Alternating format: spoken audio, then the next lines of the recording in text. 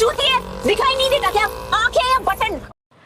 Hello, selamat datang di studio bocor kami. Seperti biasa, kamu akan mendapatkan bocoran film sampai tuntas. Dengarkan baik-baik, film yang akan dibahas kali ini berjudul Tribangga.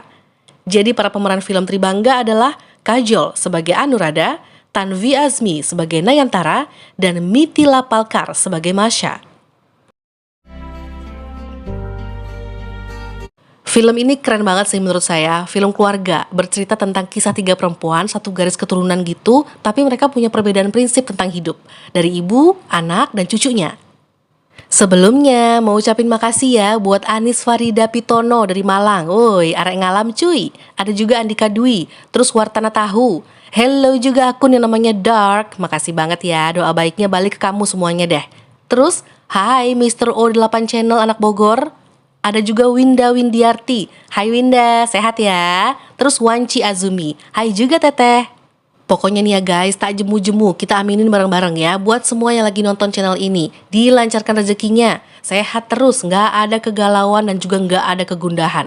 No stress dan happy terus, amin.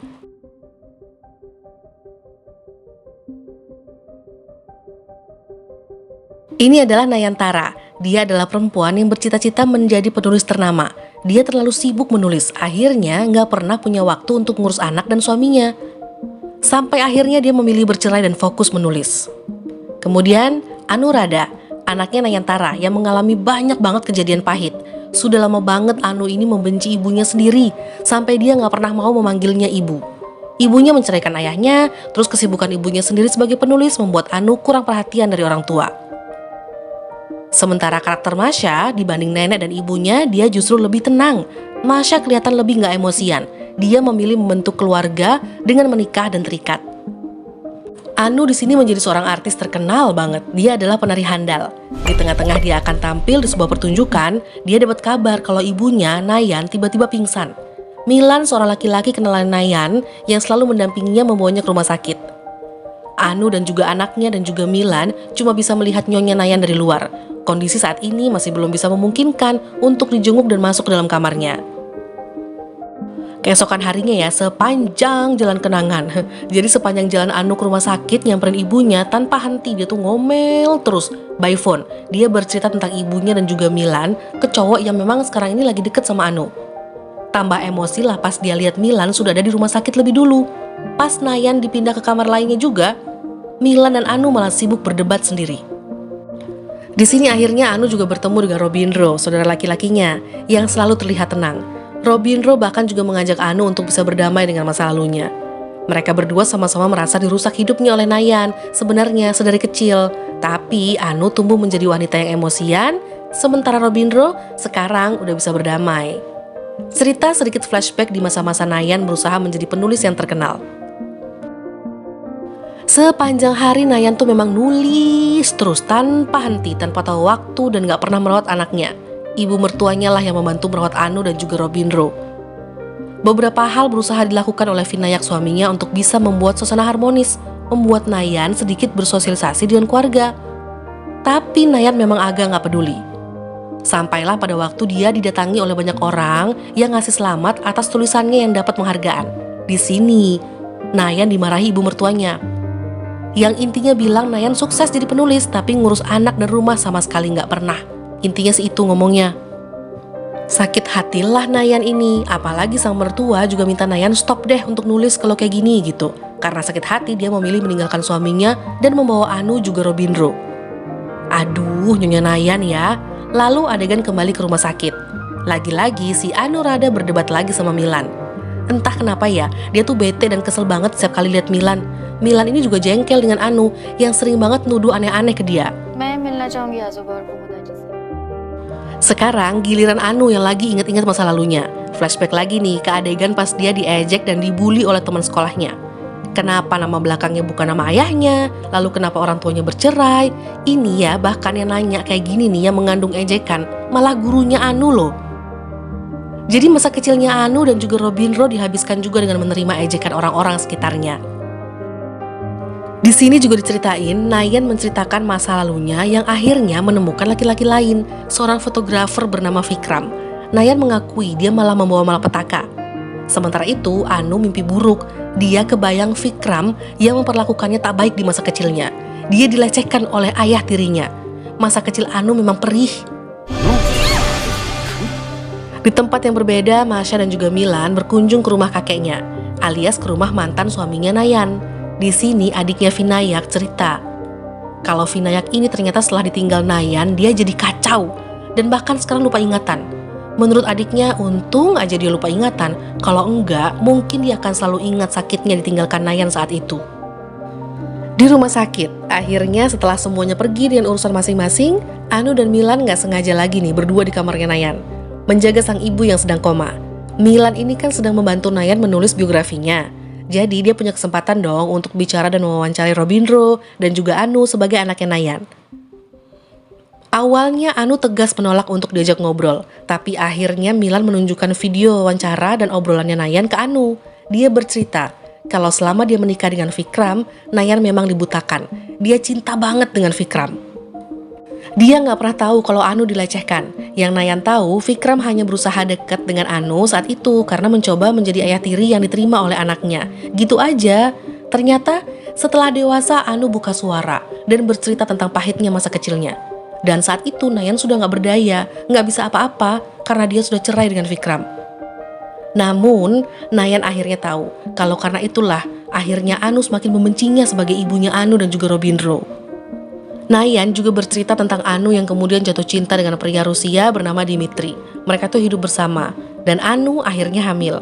Lambat laun sifat aslinya Dimitri kelihatan. Dia suka mukul, termasuk mukul Anu, padahal saat itu lagi hamil 8 bulan.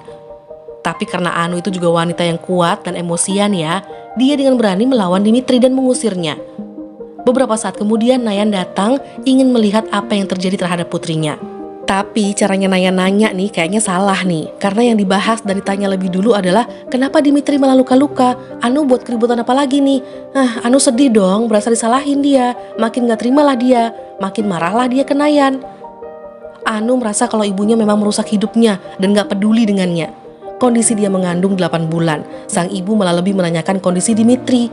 Aduh, dengan penuh air mata Anu mengusir ibunya juga karena udah sakit hati. Hubungan ibu dan anak di sini ditunjukin penuh kesalahpahaman dan penuh kepedihan banget. Ada banyak alasan dari masa lalu yang akhirnya bisa dimaklumin ya kenapa Anu tumbuh menjadi wanita yang gampang terpancing emosinya. Dan Nayan sebagai ibunya pun merasa rela aja anaknya gitu. Dia akhirnya juga merasa bersalah. Kembali lagi ke masa sekarang di rumah sakit. Jadi ada momen langka nih di sini. Saat itu ceritanya perawatnya sendirian, harus mandiin atau ngelap tubuhnya Nayan, otomatis butuh bantuan. Perawat ini minta bantuan Anu untuk memegang tubuh ibunya. Anu kayak agak canggung gitu sih, tapi setelah selesai hanya mereka berdua. Anu terlihat sedih banget ngeliat ibunya yang gak berdaya. Tiba-tiba aja Anu memanggilnya, "Ibu." Aduh. Dan saat itu juga Milan datang. Anu langsung berubah jadi galak lagi. Milan di sini akhirnya ngasih tahu kenapa dia terikat dengan Nayan, karena dia tuh lagi meneliti feminisme dan dia ini adalah orang filsafat. Dan yang paling penting, dia juga lagi membantu ngetik dan nulis autobiografinya Nayan, karena Nayan sendiri udah nggak bisa ngetik, terkena artritis. Jadi jari-jarinya udah nggak bisa buat nulis. Bahkan Anu juga nggak tahu kan kondisi ibunya saat ini. Anu akhirnya lanjut menceritakan kehidupannya demi mendukung biografinya Nayan. Suatu hari Raina masuk ke dalam kehidupannya Nayan. Raina ini adalah sosok ayah yang baik banget. Anu tuh sangat bahagia saat dia melahirkan Masha, ada sosok Raina yang membantu membesarkan Masha. Bahkan Raina juga memperkenalkan seni ke Anu dan juga Robindro. Hingga suatu hari mereka diajak nonton sebuah tarian yang indah banget. Mereka semua terpukau. Jadilah Anu yang sekarang menjadi penari dan pengagum Dewa Krishna. Sementara Robindro menjadi sosok yang mendekatkan diri pada Dewa Krishna. Intinya sosok Raina ini sangat membantu mereka mencari jati diri.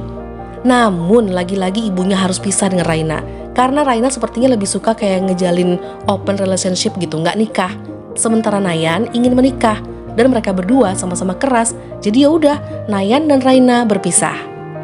Milan masih lanjut wawancara nih ke seluruh keluarganya Nayan, termasuk ke Masha, anaknya Anu. Hubungan Masha dan Anu memang nggak seperti Anu ke ibunya. Jadi Masha ini sangat deket banget dengan Anu. Namun Masha ternyata memendam masalah sendiri tentang ibunya. Jadi suatu hari nih ya di rumah sakit, Milan, Anu, dan Masya lagi bersama nih menjaga Nayan. Tiba-tiba ibu mertuanya Masya tuh telepon dan meminta Masya segera pulang karena sedang hamil. Menurut keluarga suaminya Masya nih, wanita hamil gak baik sering-sering ke rumah sakit menjenguk pasien. Mungkin karena gemes, Anu langsung merampas handphonenya Masya dan bicara dengan ibu mertuanya Masya. Saling sapa, terus habis itu mereka saling menjamin deh, oh kalau Masya baik-baik aja deh gitu. Ending telepon semuanya aman ya. Selesai teleponan, ngobrol lah ibu dan anak ini. Sampai akhirnya mereka lumayan berdebat pas tahu Masya melakukan tes gender. Anaknya yang lahir laki-laki atau perempuan. Karena di keluarga Dipak, suaminya Masya nih menginginkan anaknya laki-laki. Katanya terlalu beresiko kalau yang lahir perempuan.